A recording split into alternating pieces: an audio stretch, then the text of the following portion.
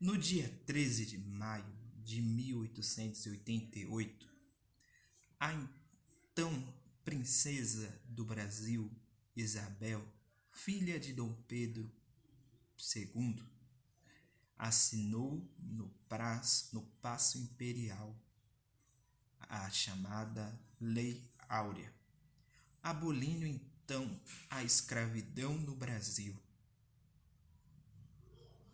Mas essa história não começa nesse dia, e sim começa um tempo, há muito tempo antes. Baseado nisso, eu gostaria de falar um pouco deste livro, A Biografia de José do Patrocínio. Este livro foi escrito por Wellington Farias Alves. Ele é um jornalista carioca que também escreveu outras biografias. E escreveu outras biografias. José do Patrocínio, ele nasceu na cidade de Campos. Ele era filho de um padre com uma escrava. Ele cresceu livre, ele nunca foi um escravizado. Ele cresceu ali na fazenda do pai dele, né? Eu acredito que, em meio a isso, ele, vendo, o sofrimento dos escravos, ele criou nele, provavelmente, esse sentimento abolicionista, esse sentimento, de lutar pela causa. Quando o Patrocínio cresceu, ele foi para a capital, a então Rio de Janeiro, e ali ele começou a trabalhar,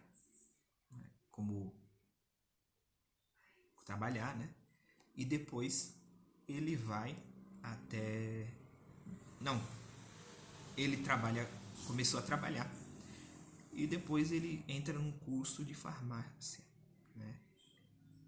E ali ele abre um jornal, quer dizer, ele começa um jornal estudantil,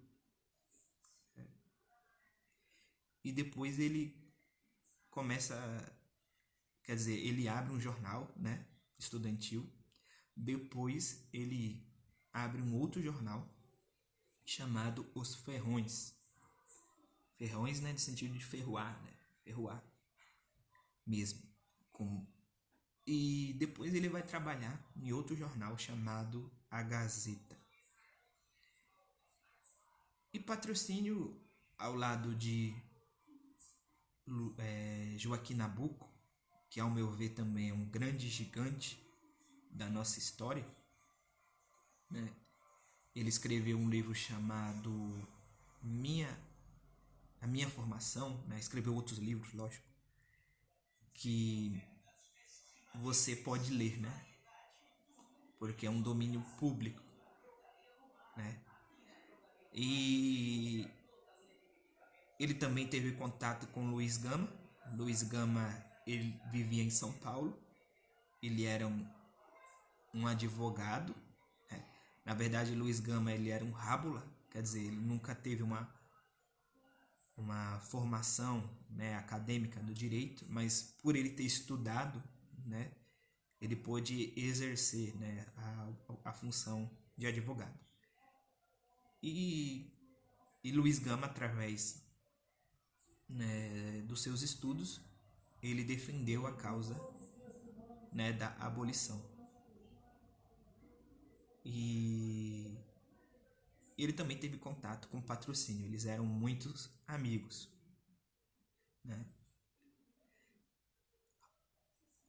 E eu acredito que essa foi a grande causa, da vida de Patrocínio, ao ponto que ele recebeu o nome de O Tigre da Abolição.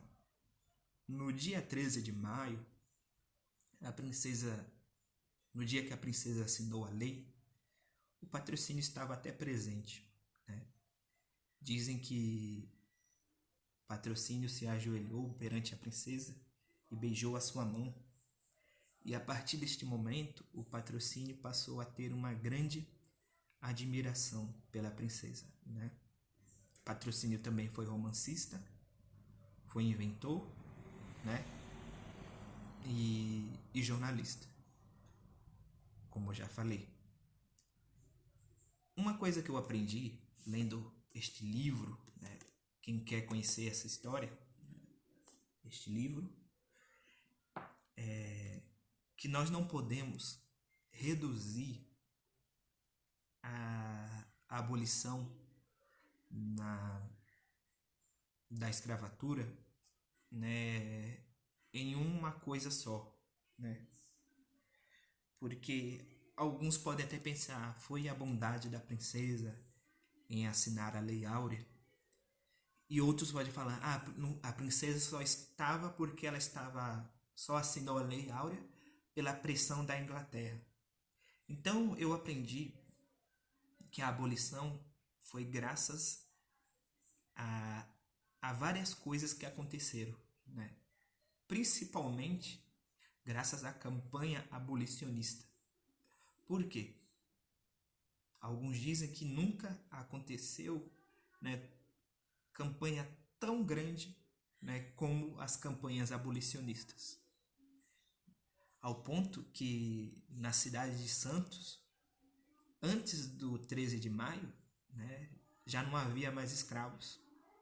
No Ceará, né, também, né, não havia, não tenho certeza se no estado todo, mas em uma cidade, né, já não tinha mais escravos, né, ou então a causa abolicionista, né, tomou conta, né, da cidade, do país. Embora alguns dizem que isso se dá razão porque os escravos já eram caros, né, e já não se tinha mais interesse, né, em ter escravos. Pode ser que sim, né? A própria princesa Isabel, desde 1886, né, ela começou, né, a ter um interesse a mais, né, segundo este livro aqui, né, pela causa abolicionista, né, através dos seus discursos, ela se demonstrava mais interessada, né, quando se refletia esse ensino, esse evento. Eu acredito que nós não podemos menosprezar, né, a princesa Isabel, mas também nós não podemos dizer foi por causa dela, né? Mas houve uma gama de pessoas, né, além dela, que lutou, né, pela causa abolicionista, né? Eu lembro de uma novela chamada Assim a Moça, que no último capítulo, né, era uma novela que retratava os escravos, mostrava os escravos indo embora, né? E a frase é assim: de tudo que eles plantaram, só restou a liberdade.